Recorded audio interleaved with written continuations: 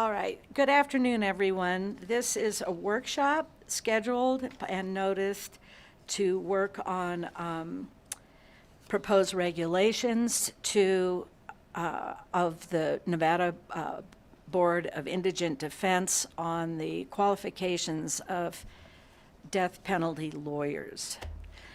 And we're going to be taking the role. I've never chaired a meeting before. Laura Fitzsimmons, Here. Kate Thomas, Here. Joni Easley,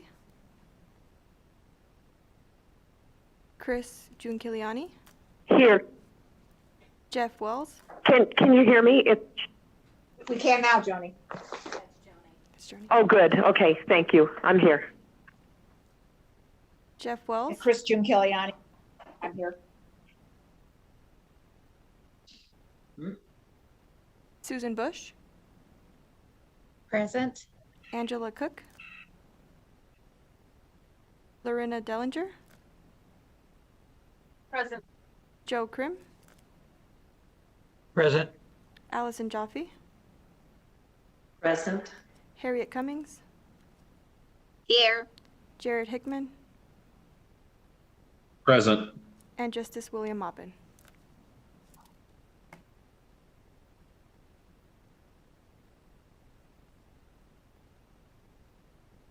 Okay, so we clearly have a quorum. Thank you, everyone. I guess we're opening the workshop now and seek any initial public comment. There'll be another opportunity for public comment after our staff presents and we all discuss the proposed regulation. Does anyone have public comment at this time? Chair, if I may add, with the change in the public meeting law notices, we are required to place the phone number over the virtual broadcast. So if you'd like to make public comment, please dial 1-888-475-4499. When prompted to provide the meeting ID, please enter 845-2081-4979, press pound, and when prompted for a participant ID, please press pound. And just to follow up on that, if there are any issues in dialing in for public comment, please feel free to call 775-684-6990. So is there anyone present here in Carson City that would like to provide initial public comment? Okay. Seeing none, I'm at BPS. Is there anyone on the phone seeking to provide public comment? Thank you, Chair. If you are currently calling in and would like to provide public comment, please press *9 now to join the queue.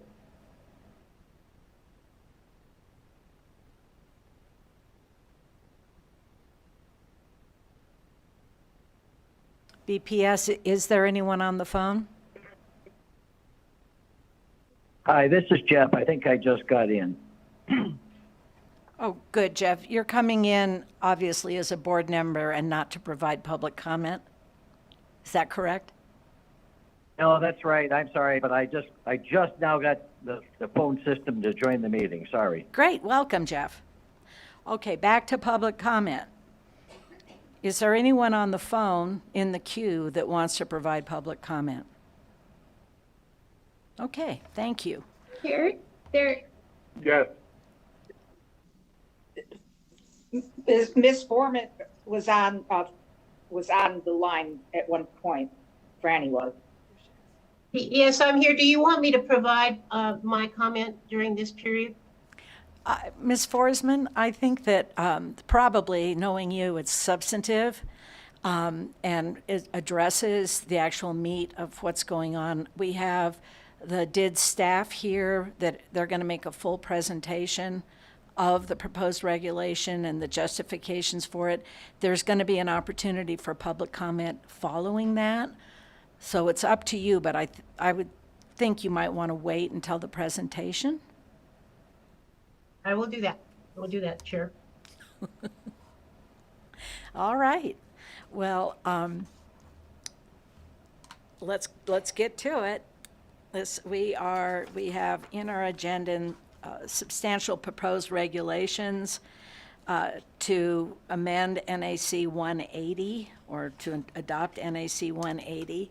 And I just leave it to our staff to make the presentation. Thank you, Chair. I'm sure we all have things to add, so I will start off by presenting. Today before you, we've proposed 2 regulations for the Board on Indigent Defense Services. And the goal in this regulation is to create and bring into the Board on Indigent Defense Services regulations a qualification standard to be able to take death penalty cases. When we look at this board's authority in NRS 180.320, subsection 2D1, it provides that this board is to adopt regulations establishing standards for the provision of indigent defense services, including without limitation, establishing requirements for specific continuing legal education and experience for attorneys who provide indigent defense services. At this point in time, our current section regarding death penalty states that the attorneys to take such cases must meet the criteria set forth in Supreme Court Rule 250, so that this board has an understanding of what the qualifications contained therein. It states that to be trial counsel, unless the district court, and I'm referring to Supreme Court Rule 250, subsection 2B, unless the district court determines pursuant to subsection 2E that defense counsel otherwise has the competence to represent an indigent person in a capital case, an attorney appointed as lead counsel at a trial, at a minimum, must have, number 1, acted as lead defense counsel in 5 felony jury trials, including 1 murder trial, tried to completion, i.e. to a verdict or a hung jury. Number 2, acted as defense co-counsel in 1 death penalty tried to completion. And number 3, been licensed to practice law for at least 3 years. There is an exception that says that if an attorney does not satisfy the minimum requirements set forth above, or if the district court otherwise considers it warranted, the court shall hold a hearing to assess the attorney's competence and ability to act as defense counsel. The court shall thoroughly investigate the attorney's background, training, and experience, and consult with the attorney on his or her current caseload. If satisfied that the attorney is competent and able to provide the representation, the court shall make that finding on the record and appoint the attorney. Each judicial district in subsection 8H is required to maintain a list of qualified defense counsel and shall establish procedures to ensure that defense counsel are considered and selected for appointment to capital cases from a list in a fair, equal, and consecutive basis. The judicial district shall further arrange for the preparation and distribution of application forms to defense attorneys who desire to be included on this list. So this brings us to the point that we are today. The Supreme Court has issued an ADKT where they've created a commission to study Supreme Court Rule 250 and to update it to bring it into harmony with the creation of our Board on Indigent Defense Services. We scheduled this hearing today, or this workshop today, to gain guidance from this board as to whether they would like to create a regulation within our regulations in the administrative code, or whether they'd like to take some or other action. And the basis for that is based upon NRS 180.320.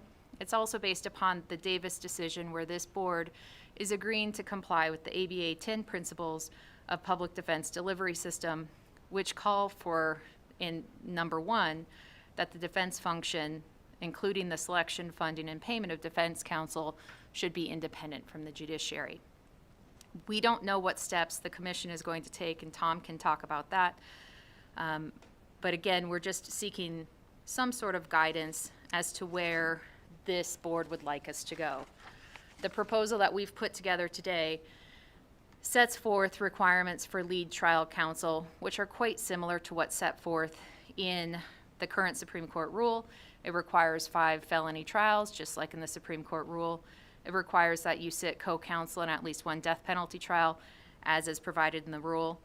It does say obtain a license or permission to practice law in Nevada. This does differ from the Supreme Court rule, which requires practice for at least 3 years.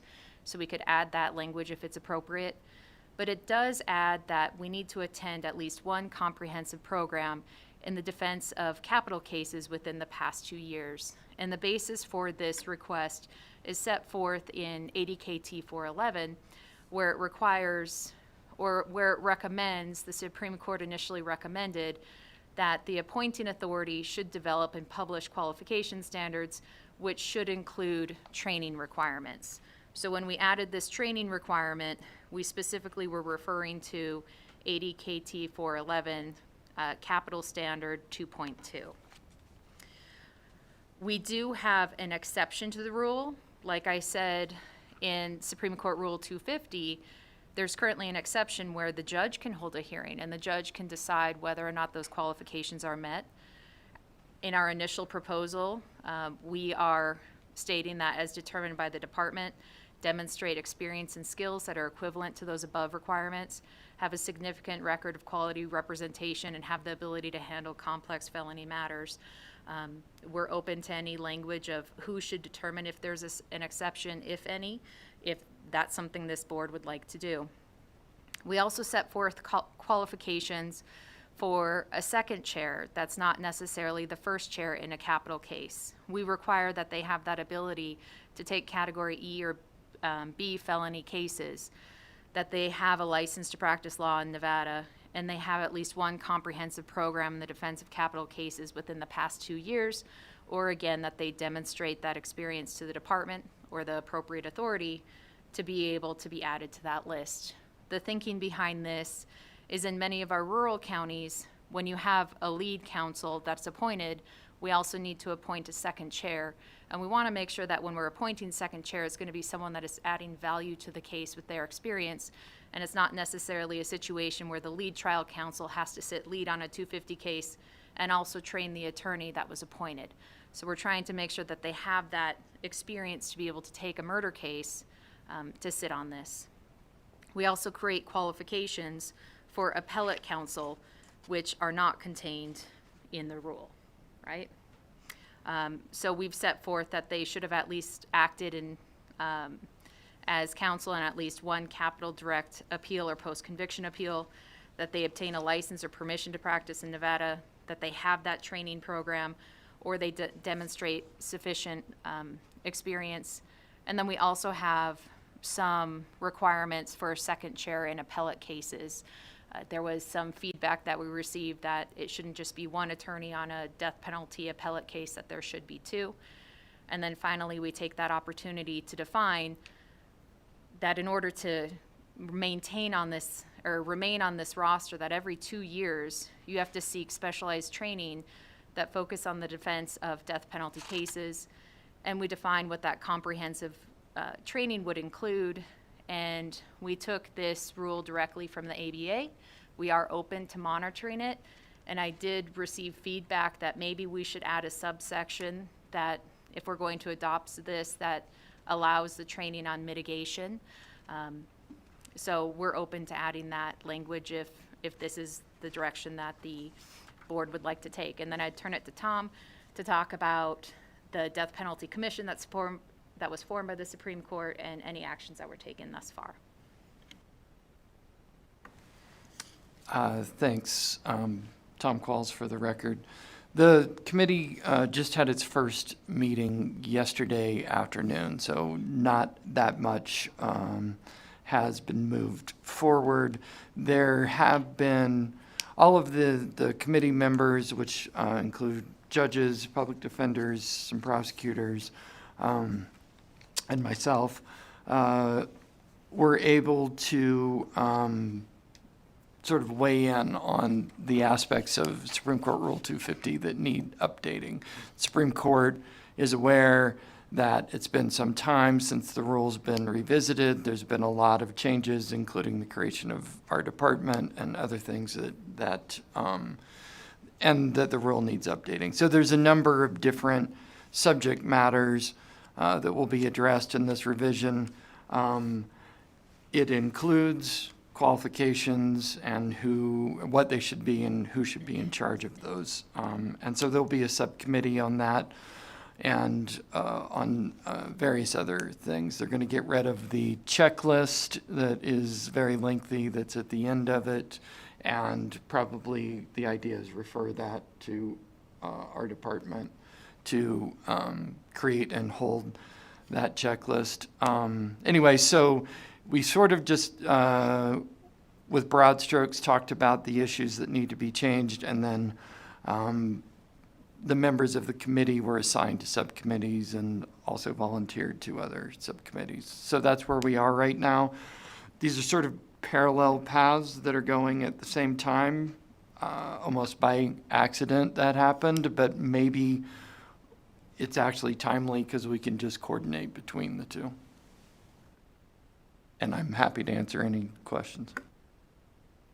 Hi, this is Laura Fitzsimmons. Tom, I just have a couple of questions. What other, I mean, obviously we're here on the topic of qualification of counsel.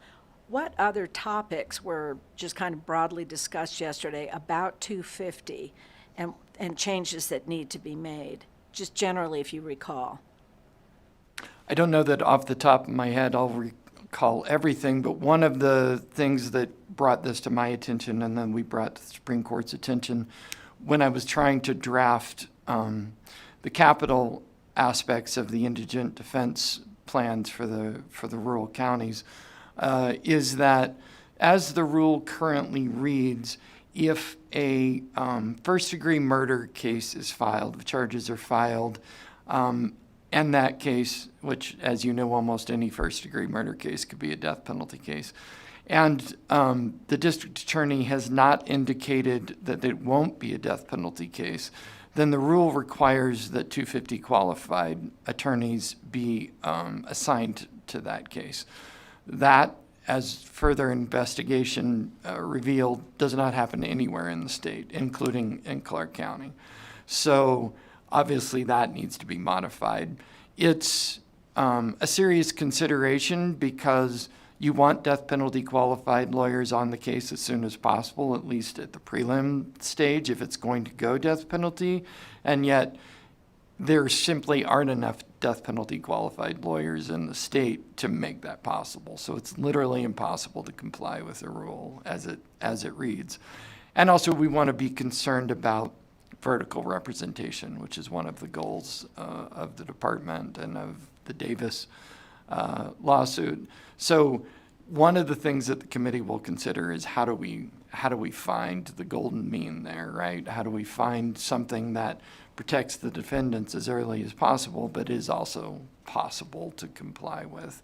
Again, updating certain things like the checklist that is like 15 pages that is at the bottom of the thing, which, as it was pointed out, probably was put there before the internet. So we need to kind of just modernize that. And again, the consensus, I think, that was the appropriate place to hold that would be the department. Tom, one other question in terms of timing, because you're right, this might have been it was kind of accidental that we're doing this, which we have to do at the same time that the Supreme Court has this committee. Do you have any sense of the timing? I understand yesterday it seems like kind of a meet and greet. Okay, what do we do and who's going to take what? Was there any understanding that you have? I mean, we can get it after this meeting when they're kind of looking at getting a draft of something that we can start considering. Sure, I can only say that Justice Bell indicated she would like this to be wrapped up and finalized by the end of the year. Okay, thank you. Our next meeting is July 10th, and I don't know how much subcommittee work will happen between now and then, but I think there's a desire amongst everyone on the committee to move it forward as quickly as possible. Okay, and then to that end, Ms. Ryba, do we have a deadline to get for the board to act on what you've presented to us? Thank you, Chair. There isn't necessarily a deadline to be able to create regulations. It just depends whether or not our goal is to create permanent regulations or whether we have a goal of temporary regulations. Once the legislature comes into session, then the only thing that we can do is create temporary regulations and then would have to go through this process over again to create that permanent. So if we do wait till the end of the year, likely would be in that temporary regulation sort of time period, and then would have to readdress, similar to like we've done historically with this board, is go through the process again of the work program, or the workshop, the public hearing, and then the permanent regulation at that time. What starts the clock for us? It's a deadline, and I know Todd Weiss is there, but we have to have the permanent regulations to LCB by a certain date, and I don't know if Todd could tell me what that date is. I don't have the date off the top of my head, but I can look that up right now while you guys continue, and I'll update when I find out what the date is. Thank you.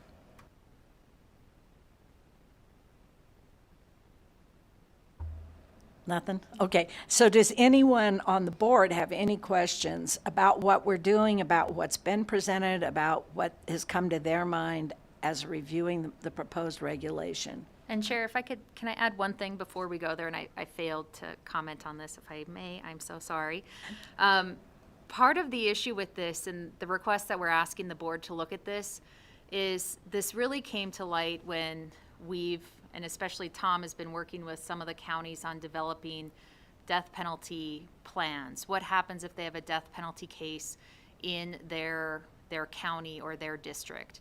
And as I've read to you in that Supreme Court rule, it says that each district is supposed to have a list of qualified counsel to be able to take the cases.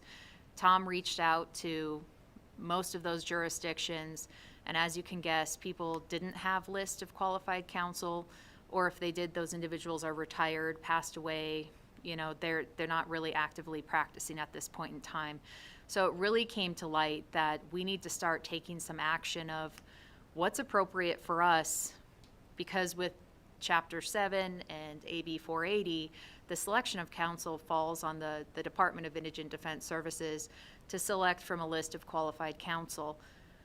Can we take someone that's been waived in and approved in one jurisdiction and place them in a case in a different jurisdiction? Is that allowed or is that not allowed? And I think that that's something that we've really struggled with is, in Pershing County, they've waived in one of their public defender. If that public defender went into private practice, could he take cases in Washoe or Clark that are death penalty if you're waived in on that exception from that? Or, as this rule provides, it looks like each court has their own application process to be able to be placed on the list. So it's creating a hardship in our placement. What we've fallen back on is we've reached out to Clark County to request their list of death penalty counsel because they have the largest list of death penalty counsel, and that's who we're providing to cases when we get a notice, or anyone that meets in without that exception, that meets and has been approved for death penalty, we're placing that in. But this has been the question of, can we select someone for a county when they're not on that district's list? And we don't necessarily do. What piece of this proposed regulation addresses that? I think this proposed regulation creates separation from the judiciary. So instead of allowing the judiciary to approve and select who's on the list and who qualifies for that exception, the proposal at this point is it would bring it into the department where individuals would apply to our list. They'd show that they've met these requirements, or if they didn't meet these requirements as set forth, then they would write to us as to how they believe that they demonstrate that experience and skills equivalent to the requirements set forth above. So that would be an internal determination rather than that determination that's called out in the rule where they have a court hearing and the court examines that. Peter, did you want to add something? I would briefly, if I could. So in the determinations I'm making to try and qualify attorneys who want to be 250 qualified on my list, which I maintain for the rural counties and rural counties alone, I'm reliant on the information they provide to me. In many cases, it's cases they've worked, and I can see from the case records whether they're qualified or not based on whether those cases went to trial, how they proceeded, what portion of the trial they worked, etc. In 250 cases, our regulation currently just points to 250 as the qualifying the qualifier that I can utilize when I'm trying to qualify attorneys. What I like to look at, if I can, is an order from a district court, right? That's providing that they've qualified under the exception, that a hearing was held from the district court, and typically those are given credit for being qualified, right? Because under 250, there's an exception. A district court can qualify an attorney to take death penalty cases in their jurisdiction. Right now, I can use that as a basis. What I've been finding in some cases is that there isn't an order from a district court giving that qualification in some cases that are proceeding to death penalty. So in a few applications I received, attorneys have been providing me things like justice court transcripts where a justice court seems to have impliedly found that this person is qualified to take death penalty cases and appointed them, and they've continued to take that case. So there is some inconsistency among the districts as to how these attorneys are receiving these cases in the rural counties, at least. And I think that this regulation would resolve that by centralizing that determination. Thank you. Again, is there any member of the board that has any questions about any of this? Chris G does. I have my hand up. Hi, sorry, I'm not seeing hands. Go ahead, Ms. Not a June problem. Kiliani. Thank you. Just a couple quick ones. In the fact that I think with Marcy just answered your question, it will streamline it, take it out of the hands and let the department decide who can serve. And they would still have the authority for an exception, to grant an exception, correct? Is that what I heard Marcy say? And she's nodding her head, yes. Okay. So let's make sure, if we're looking at what training, where is that budgeted? Or do we have enough budgeted? Because I don't want to set people up for failure and then they can't access the training. Yeah, so currently we have a standing budgetary amount of $25,000 for training and resources to train rural practitioners. We have received other funds through AB 518 and through SEP funding from DETR to provide additional resources and training. Right now, we don't have some budget specifically allocated for death penalty training, mitigation training, voir dire training that's really necessary to fulfill that kind of a training requirement. But we have, with the funds, provided attorneys with opportunities to attend these kinds of programs, if that makes sense. So we have the allocation and we are spending it on attorneys to attend these programs if they request to do so. Okay. Are they in-state training or are they out of state or combo? So last year there was a training that was hosted by the Clark County Public Defender's Office and the Special Public Defender's Office related to voir dire training for capital cases. Typically, a lot of these trainings occur in places like Chicago or California. And again, these are very high quality trainings. They're put on by experts, leading experts in the country, and I'd be more than happy to arrange it so that we have attorneys that are able to attend these trainings. Okay, thank you, Madam Chair. I think, you know what, one thing I always found when you look at budgets, that should be something that we augment or request down the road if this regulation is adopted, because I don't want to set people up. You got to take training and there's nothing available, or there's no funding available. So I think we still got a window of opportunity. And then to comment back to Marcy, I think we should try what we can to make this a permanent reg and not have to deal with a temporary again. I'd like to comment, Allison Jaffe. Go ahead, Ms. Jaffe. Oh, thank you. I see you're okay now. I have a lot to say on this. I have actually trained. I've sat second chair for a DP case, did not have the opportunity to sit first chair. But I think that, and I'm just very passionate about DP representation. And that's one of the reasons that I joined the DIDS board, is because as defense attorneys, we are, or a board for defendants, we are, some of us are specifically trained as defense counsel. And our requirement through DIDS is to take independent steps to provide for the independent, for the indigent defendant.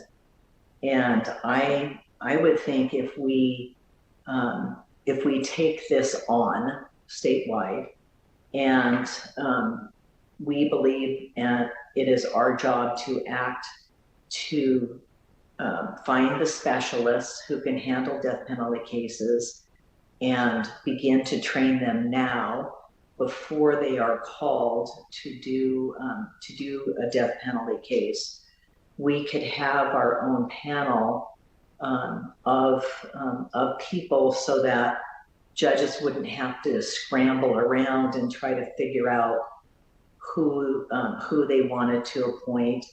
And we would also have appointments of different people over time, because I think that judges, may know who in their jurisdiction can't do it, or can do it, but they don't know other people who are trained. So I think that that the board should specifically take this. I think it's very important for us because nobody else is doing this. This is why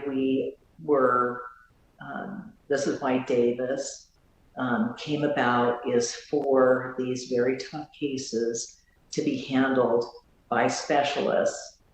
So I think if we set the regulations, which I liked, and we begin immediately to provide training, I think that's what we're supposed to do as this board. I don't think it's appropriate for us to give it to like the commission that Tom was talking about to review 250.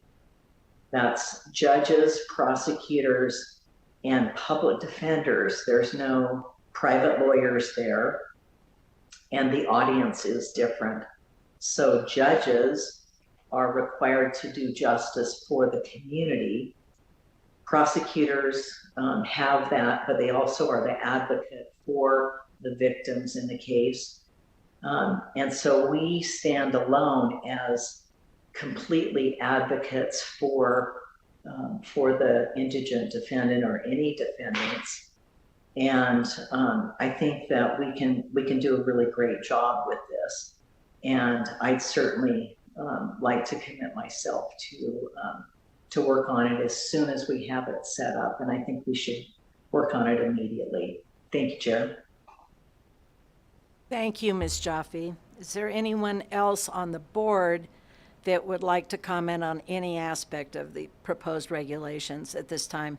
And I'm sorry, somebody said, oh, there's Laura, a hand up. Susan Bush. Thank you so much. Susan Bush. I had just some concerns. My main concern is, and I'll just give you where I'm coming from. I'm the director of Office of Appointed Counsel for Clark County, and my office has the most death penalty cases we're monitoring. And that's about 27 death penalty cases that all out to private attorneys. So I maintain a list of about 20 people to take these cases. My concern is that I don't want inconsistency throughout the state of what's qualified under 250. And with this regulations, I don't want to lower the standards that's already set. Subsection C, with just a license to practice in Nevada, is concerning. Most states require at least 5 years of criminal law experience to be on a 250 case. Supreme Court Rule 250 has 3 years. I don't want to go below 3. I think it actually should be more years of criminal law experience. My other concern is that with the training for every 2 years, is it now going to be the board's going to be verifying my list of attorneys in Clark County, the public defenders and special public defenders who are 250, that they obtain those trainings? Are we submitting this information now to the board to ensure that they're doing the proper training to maintain 250? And is it every 2 years if they have a case? Because a death penalty case can last up to 4 years, if not longer, depending on the circumstances, especially if there's competency issues.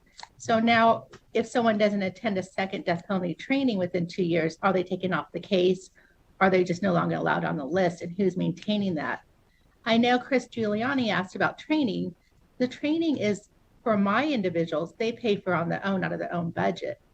There is a death penalty training that comes every year to Las Vegas through NACDL. It's a couple $100, and most of my attorneys attend that. But all the other ones are usually out of state, or there's topics similar that we would use in death penalty cases that are offered free throughout the county through the various public defender offices. So I don't know if Marcy wants to address maybe who's going to monitor the training and who's on the list and who we report to. Thank you, Susan. So the 2-year time limit is from ADKT 411, standard 2-3 under training. It's the subsection C. And we directly took the language that attorneys seeking to remain on the appointment roster should be required to attend and successfully complete at least once every 2 years a specialized training program that focuses on the defense of the death penalty case. So again, if this board thinks that that should be increased to something less than every or more than every 2 years, we do not have any feelings one way or another. We just directly took this language out of the ADKT 411. As to who is going to be collecting this data, I think one of the biggest things that would help is if we have one list of death penalty qualified counsel for the entire state. I think this could benefit Clark, Washoe, and the rural communities. It wouldn't necessarily be us appointing individuals in Clark and Washoe. It's their appointed counsel administrator. But we want to make sure that the information on who's death penalty qualified in this state is shared openly among all of the counsel administrators for the main offices. So as for who collects it, we could be happy to collect it if, you know, there's some other direction that this board would like us to take as to collecting that. You know, we're open to direction on that. But we just were, again, mainly focusing on following what ADKT had put forth on the timeline and adding for the payment of training. If we do require this, I think this is something that we could take to the legislature to say that this training is required, and we could build our budget, or we at the Department of Indigent Defense Services could put together a training that would qualify if we had sufficient funding to do so. Peter did open up that we've received training funding, that we reached out to the attorneys on the rural list, and we included death penalty training as a possibility that they could attend, and no one chose to attend that death penalty training. So I think the requirement of doing this is important, to have them focus on the death penalty training. Again, 2 years is taken from ADKT, and I think Peter had something to add. Yeah, and that's true. We haven't had any takers this year. I do have individuals that are interested in taking trainings on death penalty beginning next fiscal year already. So there are people requesting these trainings. Supposing we have funds moved over to the following year, I will be recommending that they attend those and providing funds to them to reimburse them for that training. My concern, though, is doesn't this wrap, though, under these regulations, the PDs and the special public defenders now would have to be able to do these trainings and ensure that their employees are going to these trainings every 2 years. Is that correct? Yes, I would believe that anyone taking death penalty cases should be taking this training. I did speak with someone from the Clark County Public Defender's Office and was told that they do that amount of training on death penalty specific, so they meet that requirement.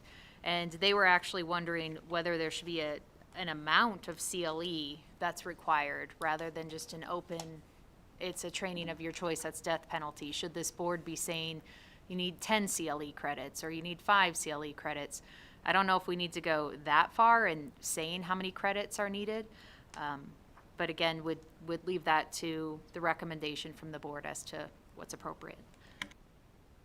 And if I could also refer to ABA Guideline 8.1 under training for death penalty cases, subsection C indicates attorneys seeking to remain on the roster or appointment roster, this language will sound very familiar, should be required to attend and successfully complete at least once every 2 years a specialized training program approved by the responsible agency that focuses on the defense of death penalty cases. So ADKT 411, the current proposed regulation are consistent with those ABA guidelines. I'd also note, if I might briefly, that I know Ms. Bush asked about who they would report that training requirement to. That would not be me because I don't maintain a list for the urban counties. But I will also indicate that when it comes to organized offices, we don't micromanage the assignments within those offices for other purposes. So, for example, the Carson City Public Defender's office, I don't micromanage the Carson City Public Defender in assigning their deputies to cases that may be within or without their qualification that would apply under our standards, generally because we believe they have the infrastructure, the supervision capabilities that organized offices have to make sure that their employees are all appropriately handling cases at levels that they're capable of taking. If I could add one thing, Chair. To follow up on what Peter was saying about his list for the rurals, in NRS 180-440, whoever sits in my deputy director's chair has oversight over the whole state. So that could be an appropriate person to maintain that capital qualification list across the state. Thank you, Tom. Is there anyone from Washoe County here? Other than, yeah. Oh, good. I'd like to hear, to me, just, you guys deal with this every day and have thought it through. To me, there's several issues that have already stemmed, kind of come up. One is the extent of the CLE and how that really manifests itself, especially in light of the fact that some of these capital cases do pen for years and years and years. The other thing, just stepping back, is we have Clark County, and they have their own way of qualifying people. And I know we have Washoe County, and they have their own way of qualifying people. And I just don't know how Clark and Washoe feel about adding kind of another level of bureaucracy, although they're efficient and not bureaucrats, to supervising the appointment of counsel in capital cases within those two urban areas.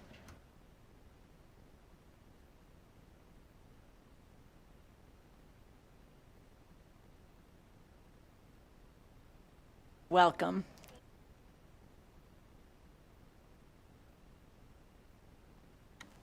I got two questions out of that. One would be the extra layer of oversight and then also the training. I think training's great. I think we need more training. I think especially for death penalty cases, the law changes so much. I think we should have more training. I think that's great. I think it is a funding issue also. So I guess one question I would have, and I know it's not my turn to ask questions, but would that DIDS funding be available to capital training in the larger counties if we're also being overseen by them? If our counties don't have the training budgets.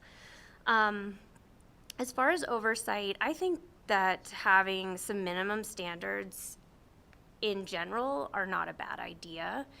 And I think what we want to try to balance is, and I think anyone who is in indigent defense would tell you, if you want quality representation, we got to pay for it. And I think that's sort of the underlying issue, is that historically the state hasn't been able to give as much money to indigent defense as it warrants. And that effect multiplies when you get to death penalty cases, which require an enormous amount of resources from the defense side in order to provide constitutional representation. And so I think what we're balancing is how much support can we give to build up the ability of people to take these cases versus policing it, right? And so it sounds like DIDS wants to ensure quality, which is great. We need that. But how do we do that the most effectively? I'll be frank, I don't want a bunch more oversight, but I do appreciate that there needs to be some uniformity, at least across the rurals. Did I answer your question? Don't really have, it was posed as a question, and yes, you did. But for this workshop, given the fact we have a Supreme Court study committee going, we have two counties that, as far as I know, and I could be wrong, kind of already have, they're compliant with 250. Are judges involved in Washoe County in actually appointing counsel, finding a waiver and appointing somebody you haven't qualified? So yes. Okay, that has to stop. Oops, sorry. But can I push back a little bit on Yeah. the process. What I like about that process is that it's a public hearing. There's an affidavit filed under oath. There's a hearing in front of a judge. The judge is responsible for making sure that the person has the qualifications. And so the last attorney that we had waive into 250 qualifications, the judge that she was in front of knew her practice. He knows how much time she puts into her cases. He knows how she mitigates. He's seen her do big sentencings on murders and sex assaults. He knows the quality of representation for that attorney because he sees her practice regularly. Washoe is different from some of the rural jurisdictions. So I understand that those are different problems, but I do like the transparency of that process and the ability of stakeholders. They could come in and say, we don't think she's qualified, and so my only concern really with putting DIDs in charge of, I guess not my only concern, but my concern about the proposed regulation here that would have the waiver be done by DIDs is I think that process could be fleshed out a little bit more. I liked the suggestion about having sort of some expert death penalty attorneys make that determination about appropriateness of waiver and have a more transparent process where there would be qualifications presented under oath. People would have notice and an opportunity to weigh in, and judges could weigh in on the process and say and speak to the quality of that person's representation. Good points. Does this bring up any more input from anyone into this discussion? Ms. Forsman? Yes. Laura? Let me put the video on. Yes, okay, here I am. Can you hear me? Yes. Yes? Yes. The issue of oversight is the only issue that I'm going to comment on. And the process that was just described in Washoe County is of great concern to me. Although it's right now, they're doing what's in the regulation. Over the 25-year or more history of working on getting to where we are today with having DIDs, being able to adopt regulations, the overriding and underlying principle throughout the process, from the ABA rules to the Davis lawsuit to the Sixth Amendment, the Senator Center study, the underlying principle is independence from the judiciary, is to find systems and processes. They can vary all over the place, and they do around the country. But having judges involved in the selection of counsel, particularly when now we have a horrible disparity between payment of contract counsel. I think I heard Susan Bush say that all or almost all of the death penalty cases in Clark County are with private counsel. Those lawyers are getting paid $100 less than what they would be on a death penalty case than what they would be paid if they went to Nye County. So I suspect Clark is going to start having problems finding lawyers willing to take death penalty cases at the abominable rate. But that's the independence from the judiciary is the most important principle, that if we start wandering away from that, and start carving away at, well, a judge can do this, he can do that. And we started doing that when we started making a disparity between the rurals and the urbans. And I would just urge you to keep in the back of your mind, and I agree completely with what Ms. Jaffe said in that regard, is that whatever process comes up, that no court, including the Supreme Court, should be involved in this part of the process. They certainly can weigh in.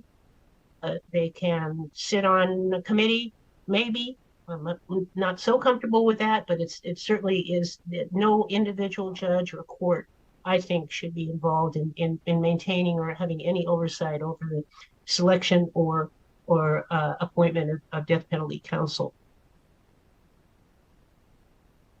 Thank you, This is Ms. Chris, Ford. whenever, yep.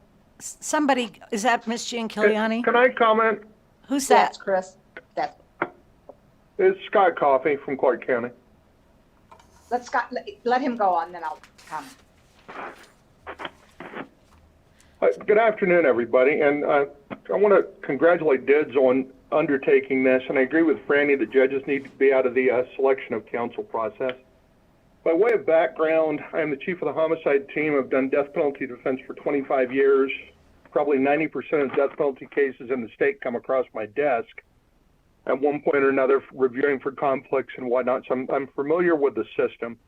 The judges need to be out of the selection process. That needs to be clear. I think the Supreme Court committee is going to take care of that. I did want to correct something very briefly. There are private attorneys on that commission that's been established by the Supreme Court to review 250. Chris Oram comes to mind. He's on the commission. So there are private attorneys in there. It is primarily defense attorneys. That commission is going to be broken up into 4 subgroups. One has to do with qualifications. The second subgroup has to do with training. Third subgroup is going to look at qualifications of appellate counsel, prosecutors, and judges, which is kind of a novel idea that there might be some kind of qualification for prosecutors, but not a bad idea. And the fourth subcommittee is going to look at mitigation. I've talked to the various parties, special public defenders, the county, or incoming public defender, concerning what is happening with DIDs. I think it's very important to keep in mind that we've got 2 separate questions here. One is qualifications of counsel, and one is selection of counsel. I 100% agree with Ms. Forsman and the other people. Selection should be done in the rurals by DIDs, by the existing systems in the urban offices. As far as qualifications, traditionally that's been a minimum or bare minimum has been set, a floor, for lack of a better term, has been set by the Nevada Supreme Court. And that's what that commission is looking at. What is the floor for 250 qualification? I will tell you there's been a lot of discussion about exceptions and who should decide exceptions. On my team, and again, I've been on this team for 25 years, we have never used an attorney that was accepted in by signature as lead counsel in the capital case. I believe the exception should go away. I think the rules should be rewritten in a manner to have more people qualified to recognize other quality of experience. But I think as soon as we get in the exception business, it gets problematic and it gets political. And that is one of the big concerns that we have had ongoing. I will tell you, just in the brief meeting of the commission yesterday, that is an ongoing concern with the commission also. So I just wanted to chime in to give a little bit of background there. If there's anything else that I can answer about how things work in Clark or from my office or background things, please let me know. I would be happy to help. But the overall position is that this committee is very useful. It is great if you want to adopt additional standards, but I think the qualification standards are in the realm of the Supreme Court, and we should let that commission do its work there. And the selection needs to be handled sooner rather than later, and that needs to go to DIDs and out of the judges' hands, because it gets to be a mess when we have the judges doing the selection process. So, Mr. Coffey, if I can I had a little difficulty, tiny bit, hearing you, but if I can just summarize what I took from what you said. Everybody, you think that judges have to stay out of selection. You think that the department should be involved in the rurals at least, and that's a whole nother, there may be a nuance to what you're saying I'm missing, but in the rurals, the department should be involved in selection. Are you saying also in Clark County, the department should be involved or the county should be involved? Ms. Bush or whoever does it. I believe that the counties should, there's a selection process in Clark and Washoe both at this point. I think that's working. I think you are going to be overburdening DIDs, among other things, if you dump our 50 capital cases on DIDs to do the selection of attorneys. They're going to need a lot more staffing. You've got a system that's working there. I think the selection process works in Clark and Washoe as is. Not that it couldn't be tweaked, not that we couldn't have some recommendations or some oversight. But at the end of the day, I think the independent selection process from OAC and the similar office in Washoe is working. Do you see any actual impediment to the goal of having one list that works throughout the state for death qualified attorneys? I mean, is this just, No, and in fact... Because that is a noble goal. Sorry about that. No, and in fact, I think that's necessary. I talked with Marcy this morning about that. I think a centralized list is necessary, particularly because you've got rural counties where you've got no capital qualified attorneys. And you have to be able to pull somebody in from Clark or Washoe to try the capital cases that are there. Luckily, there are not many. I mean, honestly, from my perspective, the solution would be to get rid of the death penalty, but I don't have the political power to do that. But I think a clearinghouse or a single source of a list would make sense. I think some kind of certification process, even if it's a declaration or affidavit when an attorney's pointed to a case that I meet the qualifications based on, and they meet whatever the qualifications the Supreme Court has come up with, would be workable. My team could do it even though it's in Clark. If you want us to put our qualifications in front of a statewide board, that's fine. That's really simple, and that might give us some kind of standardization across things is how we keep the list, if that helps. Thank you, and we have a question from my vice chair. Madam Chair, Kate Thomas from Washoe County for the record. I have a clarifying question, if I may, on the statewide list that we're talking about. I'm assuming we're not talking about maintaining a list that includes attorneys from the independent, for the rural or the non-rural offices. So the PD's offices in Clark and Washoe, we wouldn't be maintaining lists that include staff from those offices. I'm assuming this only includes the appointed conflict administrator lists. If I could get some clarification. I don't know that it has to be that. I'm not sure why my attorney should be able to forego putting their qualifications out on the record if we were keeping records someplace of who's qualified. And certainly Rule 250 applies to my office. So from that perspective, I don't know that it's much of an additional burden to have my attorneys once every 2 years or once every year fill out a declaration that says I've been to a CLE for capital work and I've worked on these cases. I mean, it's pretty straightforward. So I just don't know that it's that burdensome. If we want to do something consistently for the state, I would suggest it apply to everybody, but that's just my own thought. And the only thing that I would add in support of having one unified list, knowing how many individuals are actually death penalty qualified, if the cost of this death penalty training falls on the state, for me to build a budget knowing that there's 50 attorneys that are death penalty qualified that'll need this intensive training will be that sufficient backing, that data that I need to be able to provide the offices with that assistance for training if that's the desire when we build our budgets. So I think having notice of how many people are on the list, working with them. We really want to create this community of all those individuals. Death is kind of a different situation, and we need to know who's available to handle these cases and who we could actually have maybe an independent attorney contact in an organized office. So I think that there's a lot of value in having that one list that everyone's on, and it also helps us with our budget building as well to get funding for the training. Those are excellent points. Washoe, can we hear again from Washoe County there? Because I really liked what you said about, I'm just dead set against any judge ever being involved in appointing or approving through an exception a lawyer that's going to be fighting for their client's life in front of that judge. But the points you made about transparency and how there are people that for whatever reason, they're attorneys that you just know they're incredible and they'd be better, for whatever reason. And you talked about the statement under oath about that they had to give in court in the public hearing.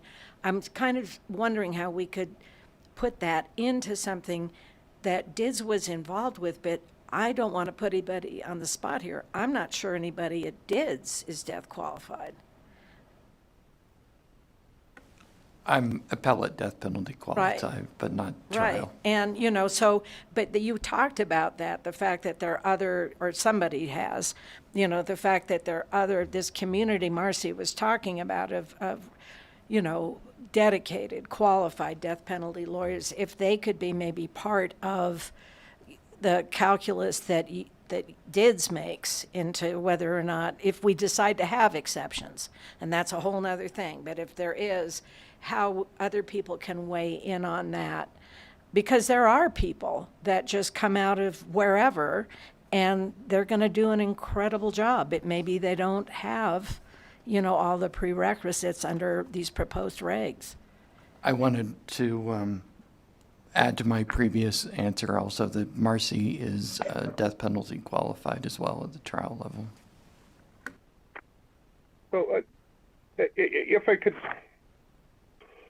just chime in about the alternate exception for a moment. rather than exceptions, we might look at alternate methods of qualification. And let me give you an example. Can I interrupt? Is this Mr. Coffey? Sure. Is this It is. Mr. I'm Coffey? sorry. Thank you. It is. Yeah, it is. I'm sorry. I should have identified myself. So one of the things you might look at, for death penalty work, mitigation is really, the sun rises and sets with mitigation, right? And mitigation training, and that is the most difficult thing compared to normal trial work, is to figure out how mitigation works. That is why we make people sit through penalty phases to be 250 qualified. If you are going to create an exception, there might even be rules inside the exception, meaning before somebody's considered for the exception, they've done 5 hours of mitigation training, 10 hours of mitigation training, whatever it might be. But I think at minimum, before you accept anybody into these things, you're asking what this rule would look like. You have to have some kind of familiarity with mitigation, because I will tell you the cases that come back, the cases that get the county sued, the cases that kick around for years are cases where mitigation was not done appropriately. And that's the reason why these exceptions are so dangerous. And if you're going to create an exception, there needs to be something specifically related to mitigation training that the attorney can say that they went through. They can't be walking blind. Thank you, Mr. Coffey. If I could just address that question about the process, I think there are ways to beef up the process, right? Instead of just submitting an application to DIDS, I liked the suggestion, I believe, from Ms. Jaffe about having some expert attorneys who are death qualified, who are not just death qualified, but also have substantial practice in death penalty litigation, who would be available to sort of sit on a panel to approve these applications. And if there could be sort of a notice or an opportunity for individuals to submit letters in support or concerns. And I don't know what that would look like, because I know people are scared to say negative things about other people sometimes. But it might also give a good glimpse into an attorney's practice from the perspective of DAs that they work with, or judges, or other defense attorneys. And then the experts could give those letters or input the weight that they feel that they deserve. I just think having a little more transparency and a little more parameters in place about how that happens. And I also see Mr. Coffey's argument about just not having a waiver at all. And I also want to say, while we did waive in our last death penalty qualified attorney, she is assigned to a case with someone who did not waive in. And we do have four total in our office. And so our situation's a little bit unique, because we're not as small as the rurals, and we are not as big as Clark. We don't always have a death penalty case. So we do need to keep up on our qualifications to do that. And I think training is a great way to do that. My question with the list would be, is it, one death penalty list across the state? We're fine with that. We'll submit our attorneys' names, their qualifications, training that they've done in relation to that. That's not burdensome. My question would be, if we're talking about attorneys you could pull from that list to take on cases in other jurisdictions, that's where it might get a little bit sticky. So our attorneys, are you talking about taking an attorney from Clark or Washoe and putting them on a rural case? You mean from the institutional public defender's offices? Right. I don't believe so. Okay. Yeah. Oh, that would be funny. No, Yeah. that's not the intention that we're talking about. And thank you very much for your input, because I think all of those things are doable. Certainly, we're interested in transparency and as much input as possible if we become in charge of the exceptions. And I do think all of your points there are important and doable. Madam Chair, Allison Jaffe again. Yes, Ms. Jaffe. May I jump in here? So I have a couple of friends in California who only do mitigation in the death penalty case. So it's split up between between the penalty phase and they only do mitigation. I'm thinking that we may be able to have specific training with mitigation all the time.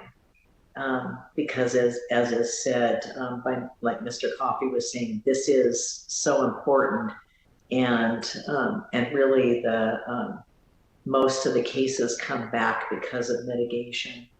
And a lot of times, frankly, in a DP case, you know it's going to be basically a mitigation case. So you need to start before the trial. The instant you get the case, you need to start with mitigation. And so I'm also wondering, since we're going to have, if we have the statewide list, which I would really encourage, and of course, including private counsel, if we have people who are going to, interested in maybe only doing mitigation, maybe that's, I mean, it may be too specialized to even talk about that, but people who could come in as second chair and then start getting the training to become DP qualified. That might be another thing where DIDS could work specifically statewide, and people who can't be DP qualified right now, but let's give them the pathway so we can get more people who can help with these very intense cases. Thank you. Thank you, Ms. Jaffe. Madam Chair? Yeah. Oh, is that Ms. June Kiliani? Yes, it is. Thank you. A couple of points.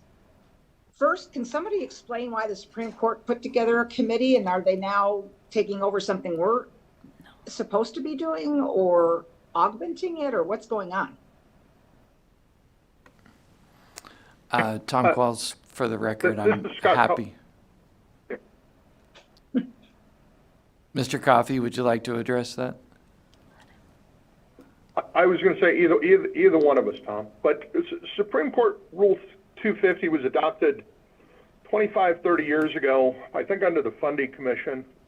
It has been in place for a long time for minimum capital qualifications, and the idea was to make sure that the cases weren't coming back. It's not been particularly successful.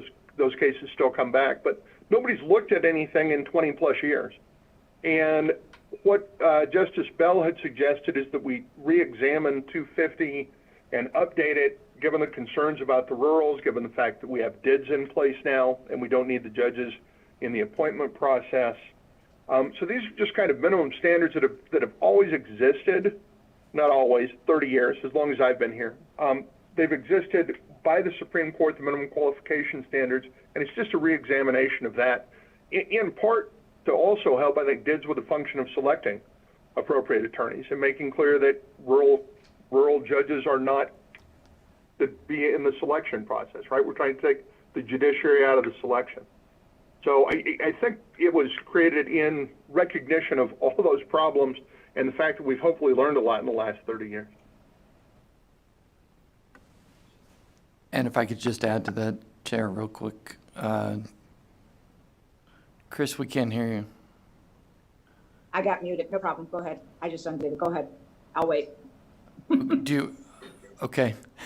I was just going to add to that statement that NRS 180, or the committee is aware of NRS 180-320 and the board's mandate to set forth training and experience requirements. And so that question is going to have to be addressed in the committee. And it could be that the rule ends up referring to the regulations or vice versa. I don't know how that's going to shake out. Okay. Well, I think Scott answered that part of it. It's perceived, at least potentially, as augmentation and reviewing. So if we do work today, we make recommendations, we still weigh in. I would ask Scott, do you have in your requirements or in Washoe the number of CLEs that they're required to do? Do you go into that kind of depth? If I'm not, Madam Chair. Well, we don't. So our office is down. Ed Kane retired 2 days ago on his 75th birthday. We are down to 2 capital attorneys, me and Ryan Basher. I'm familiar with both of our CLE practices, so I know we meet the time requirements, and everybody on my team does. We did Colorado method jury selection training that was probably 20 hours. About 4 months ago, we send people to various death penalty seminars, Santa Clara, wherever it might be. Do I track it individually? No, I don't, to be quite honest. But I know what the people on my team have done, and I know what the background of CLEs that they take are. And Ms. Jean Kelly, I think that what our staff is recommending are the standards that have been adopted appropriately, I understand, nationally for death cases. So, you know, and that seems like something we should all be able to agree on, right? Yes, Chair. This was all crafted out of looking at the ABA guidelines for death penalty cases, the training requirements, the oversight of an agency independent from the judiciary, as well as provisions of ADKT 411. Get back to really what Chris was, I think, and it's kind of on my mind, I think maybe on a lot of our minds. You know, we have our mandate through the legislature to adopt these regulations. We have an actual need, certainly in the rural counties, to adopt these regulations. And why wouldn't we now take this opportunity?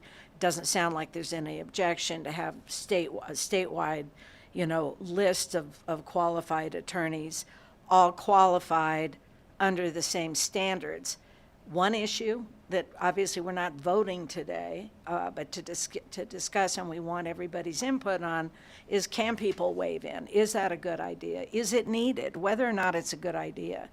Is it going to be necessary for a certain amount of time to have people that aren't qualified under the explicit standards be able to waive in? Sounds like we're talking about through DIDS, either DIDS alone or DIDS with, as Ms. Jaffe suggested, maybe some input from experts, and I would suggest in the jurisdiction where the person seeking the waiver has been practicing. Those are all things to me that it seems like there is a consensus, and I could be missing a comment or question by anyone who's listening or participating in this meeting. I'd like to hear it now, if there's anything, because, oh good, Washoe County's coming up. Okay. Ms. Grosnick?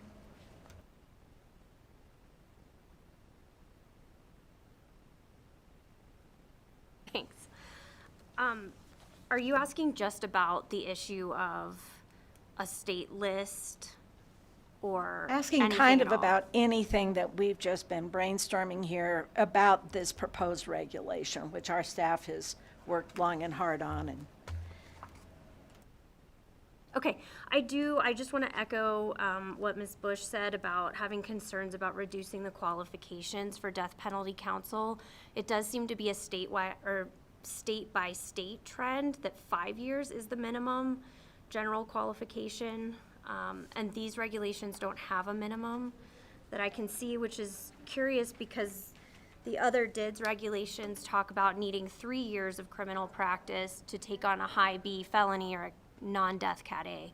So if we're saying we just want an attorney who has a lot of criminal experience, I would think we would want that floor on there as well. And the ABA, I believe, has a good document that goes through state by state of what qualifications are required in each state, and 5 years floor seem to be consistent across many of those states.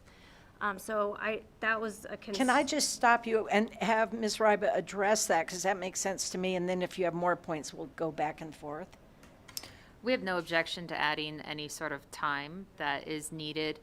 I think when we're writing these down below, we say that you must sit second chair on a death penalty case, and to do that, you have to have qualification for category A or B, which means you have to have 3 years of experience. So that might have just been oversight. Supreme Court Rule 250 requires 3 years. If this board feels 5 years is more appropriate, we could place that language in. We have absolutely no issue with that. as to the timing, and we're open to feedback. Are Clark and Washoe County in agreement on the minimum number of years for their guidelines of qualification? Is it 5 years in both counties? Mr. Coffey, are you It's still 3 there? in Clark. It's Supreme Court 250. Got coffee, sorry. And Washoe would be all right with 3? That's the current rule Okay, is 3. sorry. I'm bad with numbers. Okay, 3 years. Okay, so that's your first. But the rule might be modified with this commission. Ms. Grosnick, what was your? It seems. Thank you. I didn't see. Sorry, if I could just have one No, moment. we're here. Just take your time. If I might, Chair, Peter Handy from the record from the department. Just some history to I guess back up the comments about the experiential requirement. In 1989, the death penalty standards from the ABA recommended a minimum of 5 years practice for persons that are going to be selected for trial counsel, which is why so many of the states adopted that 5-year standard. The 2003 version didn't set a minimum number of years for experience for counsel. They're more of a qualitative requirements, like that they have demonstrable ability to handle the types of cases and the requisite legal experience. And I think that's the issue, right? And that's the problem with the years. You can have a person who's been who's done 5 felony trials and 3 murders, and they can be a terrible attorney, or you can have someone who's done the same number and they can be great. So I think that's why this is so difficult, because just having some of these markers can help, but they don't necessarily ensure that the person is ready to take on a death penalty case. I could not agree more. And I think that's another important reason for gathering as much input as possible, which we're completely open to, because just qualitative standards are going to be very hard to comply with and may not even be legal in some circumstances. So you have to have some objective markers, but then real human input on top of that. And I think that's what we're looking for. This is ancient history, but I have seen it currently. You can meet the qualifications in these proposed regs and be burned out, not give a damn, not believe your client, phone it in. You can be out for 2 years and have passion and dedicate your whole life. This is all hard. You know, we all share the same goal, but I don't know a solution to that, but I totally agree with you. Some people have a gift for this, and we certainly don't want to lose them because of some rigid rules. And I think that underscores the need for some sort of exception process with as much input as possible.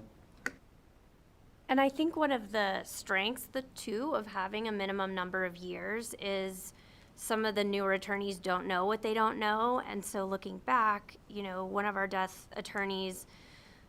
qualified attorneys, she's been doing 9 years of criminal practice, and she's supervisor of our Category A team. She did waive in. She has not sat second chair.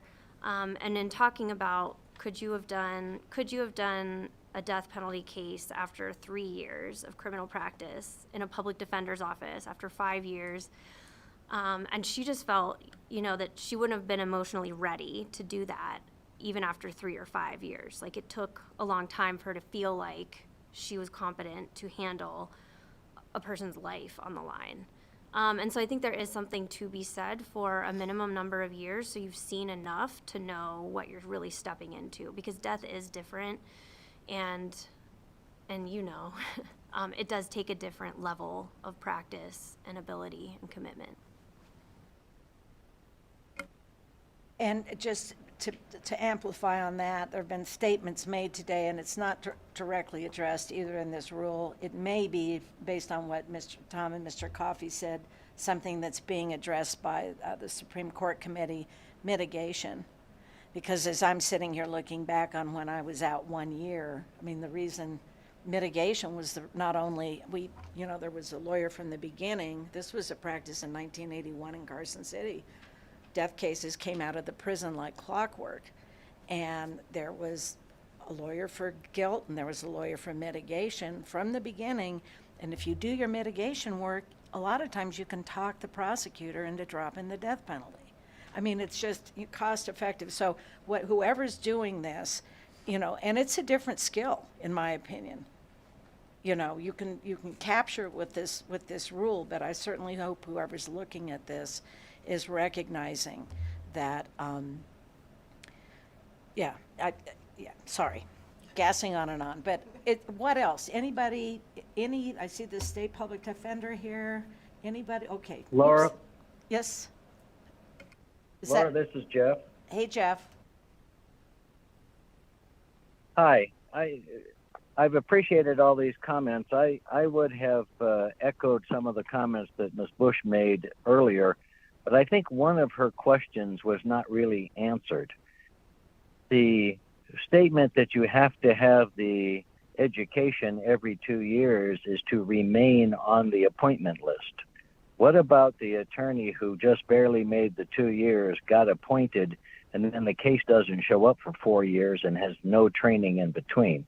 Do we remove that attorney and ruin vertical representation, or should we require that training for people who have been appointed, even if they're not technically now on the appointed list?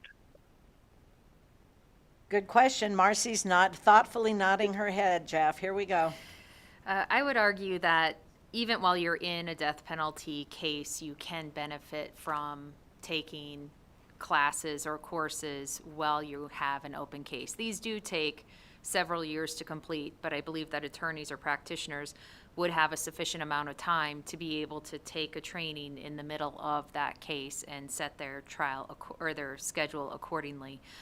If we were tracking those attorneys, if we had access to the list, obviously we would probably need to send out reminders of these things are due or work with them. And, that could be an exception that if it's not completed in 2 years, does this board allow us for good cause to continue them to be on a list? Because if they're actively working on a case and they weren't able to complete that training, would this board want them to remain on the roster or not? Again, this is language directly taken from the ABA standards as well as the recommendation in 80 KT 411. So I think sometimes discretion is important if we knew that story that a person was actively working a case. But again, we're open to feedback. Chair, if I could just add one thing. No, I agree with you, and I think they should have that continued training. Yeah, and if I could just add one thing, a lot of these trainings do actually encourage you to bring active cases, active problems that you have to them and staff them with a very experienced death penalty counsel there and get ideas and input and maybe other mitigation assistance with them. So it's actually a really good idea if you're in the middle of the case to take one of these trainings. So it seems like with those comments, good question, Jeff. There's a consensus here that the training should remain, no matter what's going on, should remain a requirement unless somebody's like in a heart-lung machine or something. There's got to be a good reason not to. Because those trainings, that's when you want to go to training, is when you have, something on your... So, Ms. Grosnick, anything else? When the time is appropriate, I'd like to address the proposed amendment to Section 29. I think it's appropriate now. Okay. I would just ask the board to consider holding off on that. The regulations would make that amendment, amending Section 29, would cause Sections 28 through 37, except for 30, to apply to the urban counties. As written, it would apply to institutional offices. And those regulations weren't created, I think, with institutional offices in large counties in mind. They could have some impacts on our offices that would be more of an administrative burden and less of a help. So one example I would give is the CLE requirement, the reporting to DIDS on that. The Washoe County Public Defender's Office last year, we are an accredited CLE provider for the state, and we provided 35 hours of CLE. 28 of those hours were directly related to criminal defense.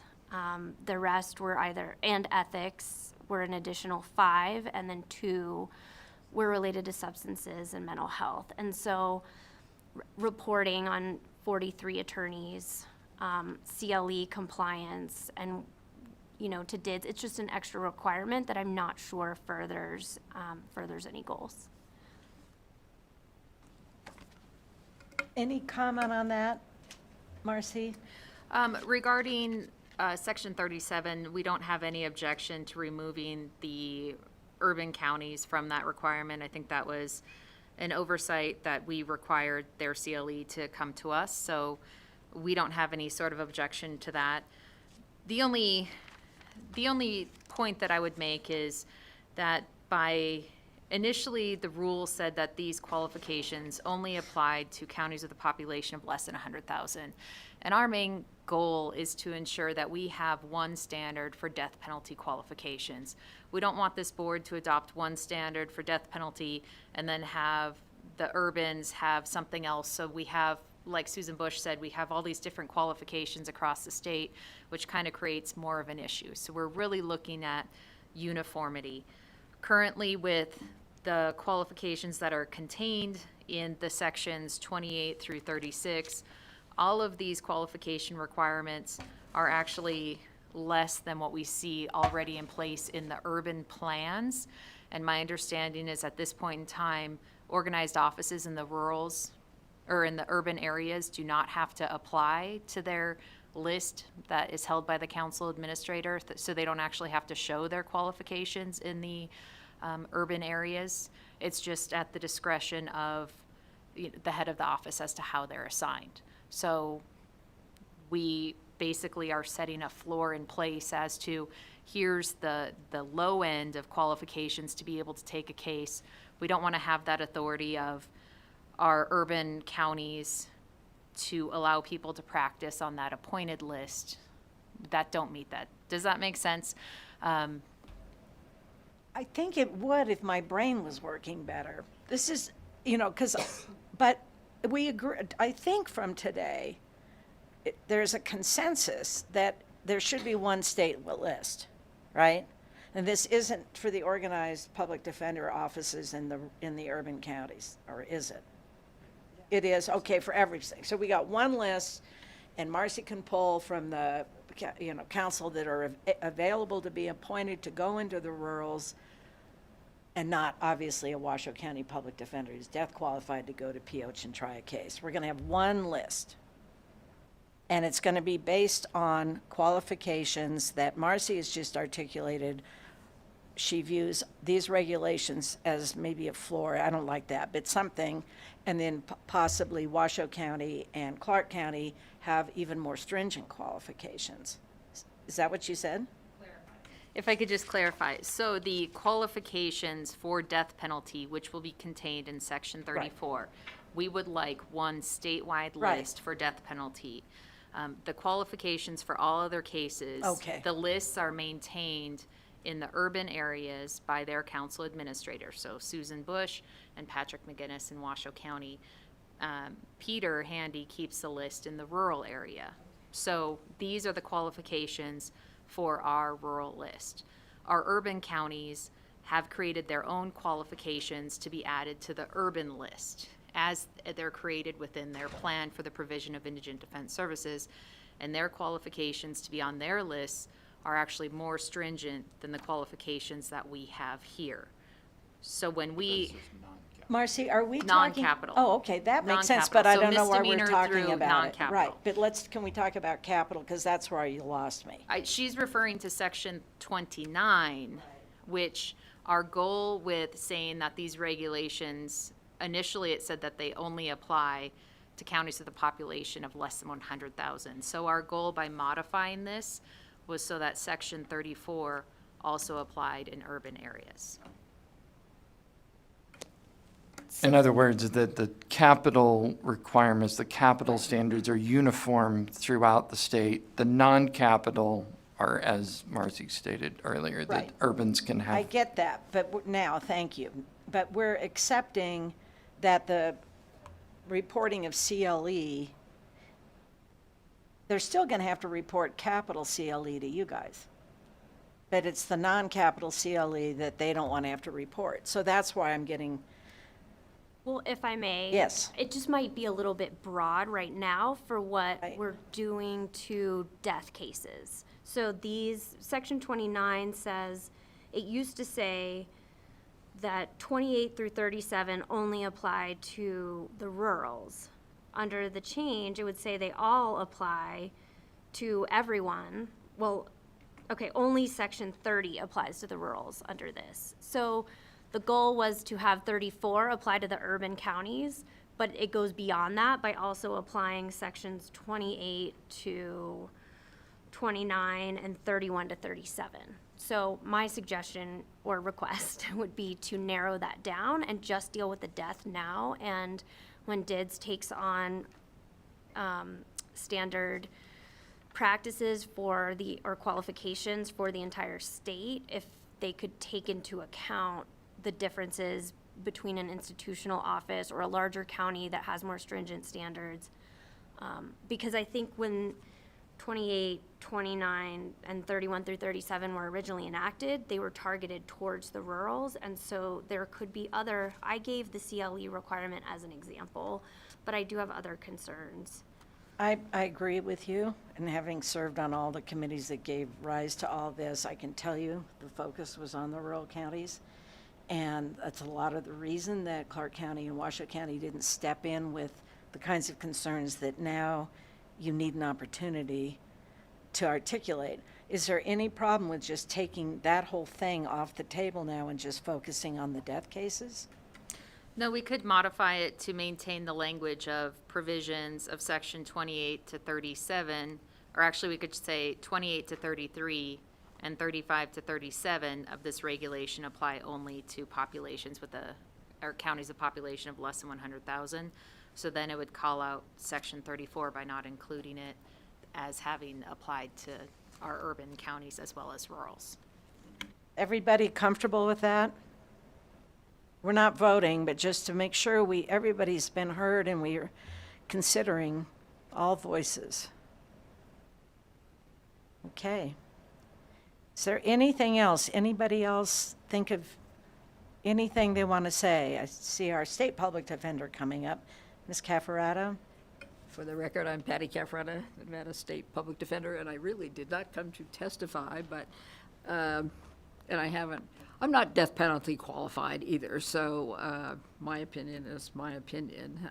It's not certainly from the office, but it seems to me we need standards, and we've talked about a lot of them, and I don't comment on any of them in particular, but when the state advertises for a position, they also say you have to do this, this, and this, or the functional equivalent of, and I don't know who would determine that, but you might want to have some sort of escape hatch that if you really had somebody who was really good, and there are some really good lawyers who may not have done all these things that you might want to consider. So that would be my only comment on that. And I think it's like, well, is it 3 years? Is it 5 years? Is it, that just makes it very hard. And I think there are people who would probably be good at these cases and might not meet those standards. So if you had something along the functional equivalent.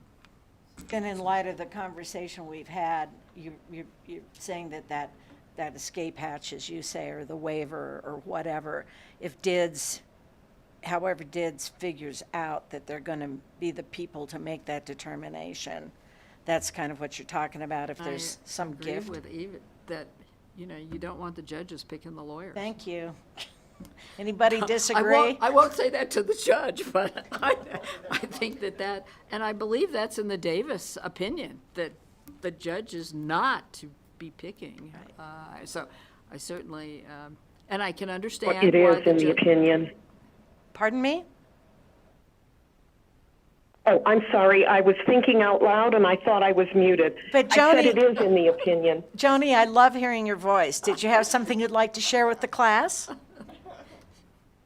No, I just said that I am sorry. I was thinking out loud, and I thought I was muted.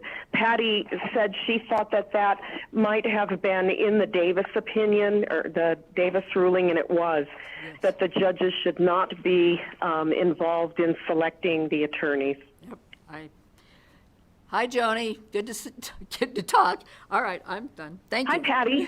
Thank you, Ms. Cafferata. Is there anything else? Does staff, I mean, you guys have worked as, I've never chaired a meeting before, and maybe I never will again. I'm open to a coup if anybody wants to be chair, but I want to make sure our staff feels like, because you've put all the work in. Is there anything else you want to say or explain or defend or?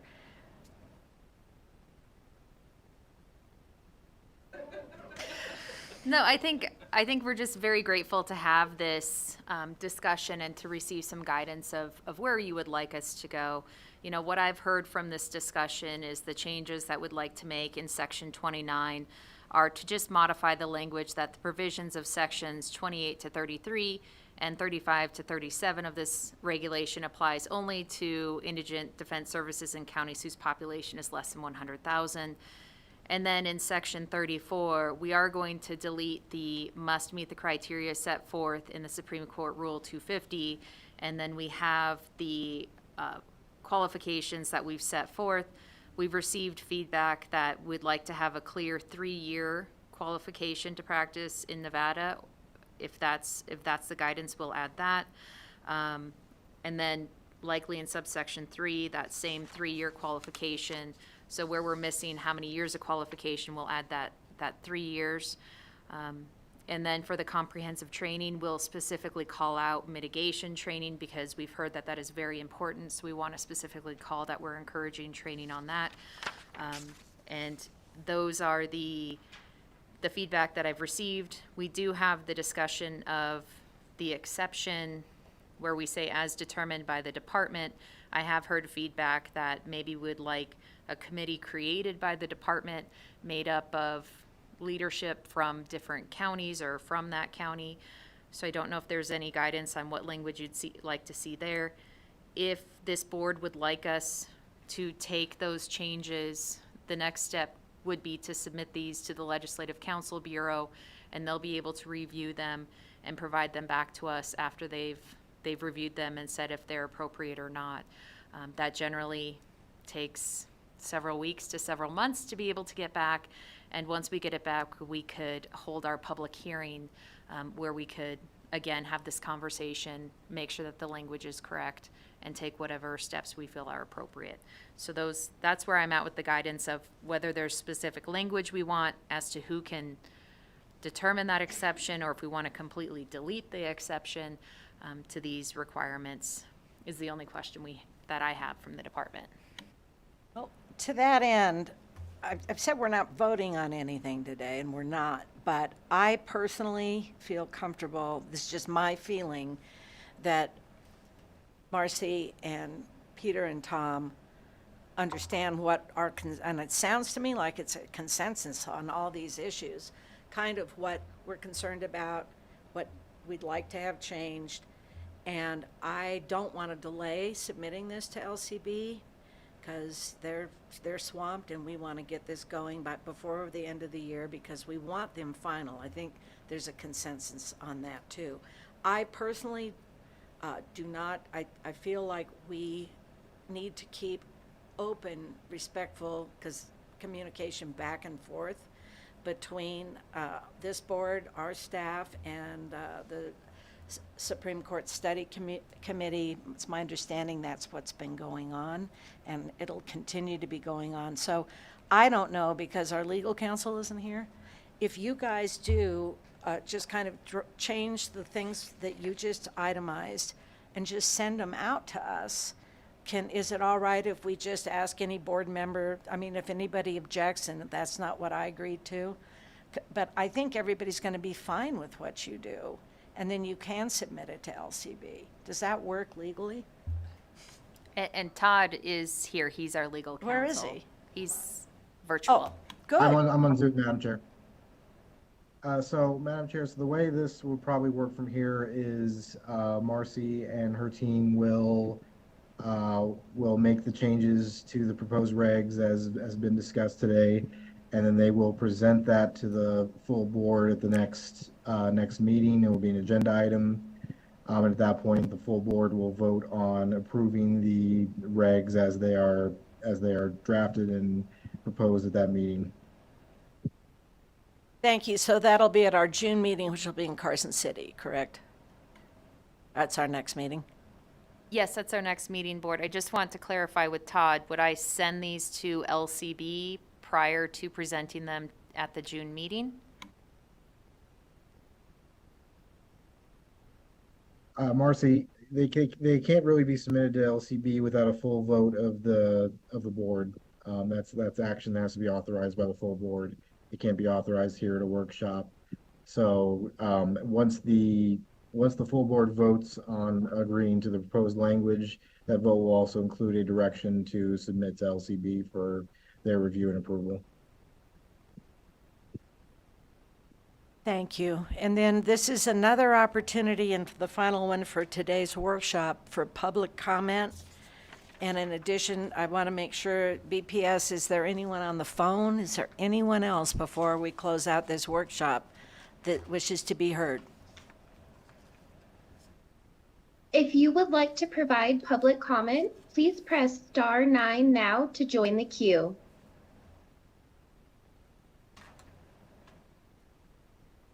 Chair, the public line is open and working, but we do not have any callers for public comment at this time. Thank you very much. Okay, I'm thinking we close the workshop. All right, thank you, everybody. I really appreciate it, and thank you for your patience.